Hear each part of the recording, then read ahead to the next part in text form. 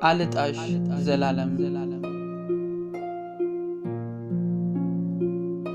ሳወራሽ እየዋል ሳወራሽ ቢመሽ አይመስለኝም እኔ ላፍታ አገኘሁሽ። ከማር የሚጣፍጥ የፍቅርሽ ጣዕሙ አይገኝም አቻ ለመጠሪያው ስሙ። ድምፅሽ ሲጠፋብኝ ሲርቅ ከጆሮዬ ልቤ ይጨነቃል አያምርም ውሎዬ። ከምነግርሽ በላይ ብሶ የኔ መውደድ ትናፍቅኛለሽ ባጣሽ ለአንድ ሴኮንድ።